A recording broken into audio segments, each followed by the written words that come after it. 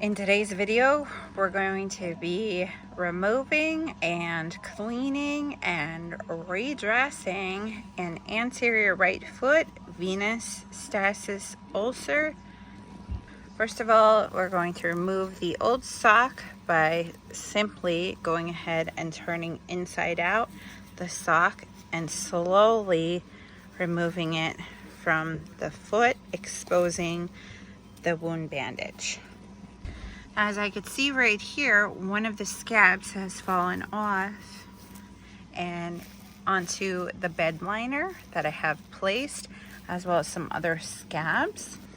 I will need to find the underside tape on the under of the foot of where it was taped shut so I can remove it. Okay, so I was successfully able to take the tape and put it on the underside of the foot. Now I could slowly remove the stretch bandage covering the wound on the anterior of the foot.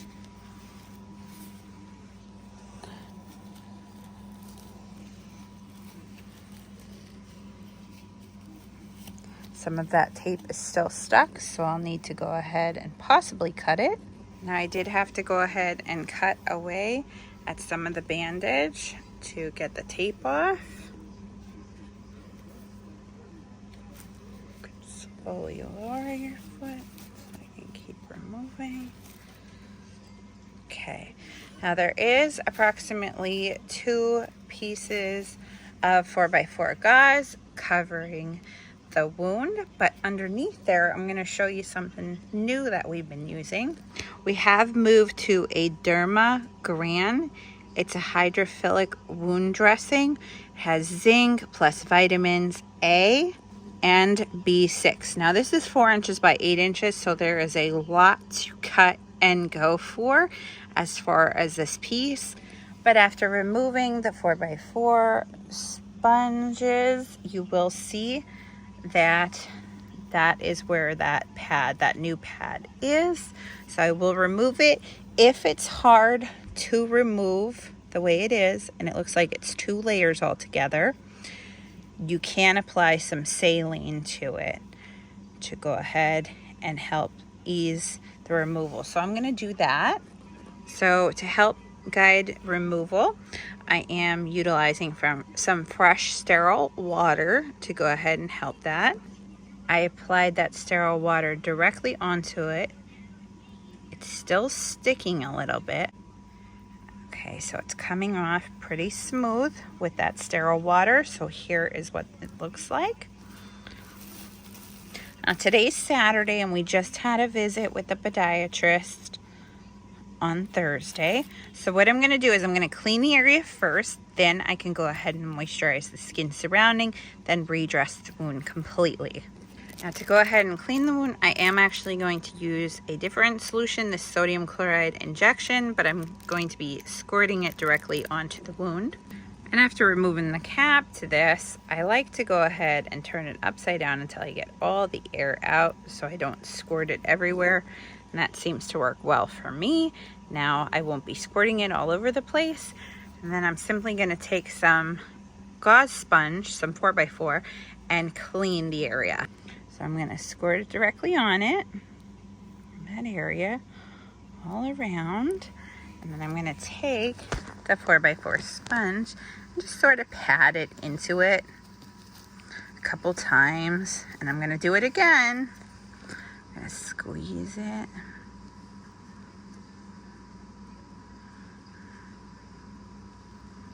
Whole thing. And I'm going to again pat it, clean the area.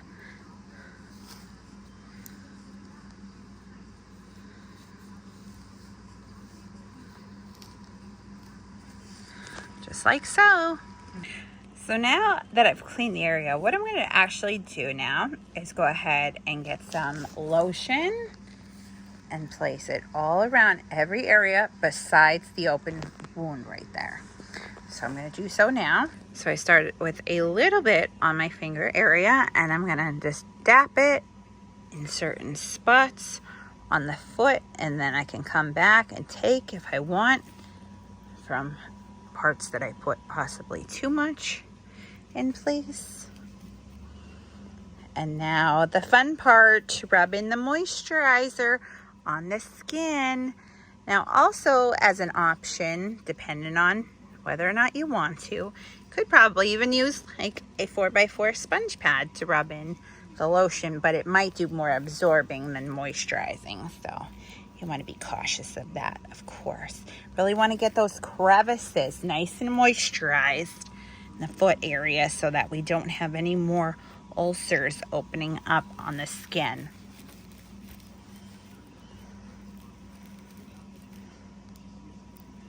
All the way in each toe, and also examine the toe for any cuts as well, and make sure you're avoiding that wound area, of course.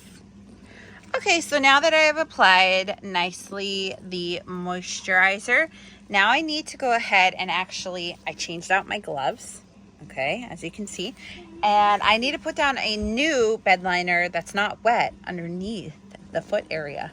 Okay, so now I have a new bed liner down. Now it's time to go ahead and put that new piece of material right on top.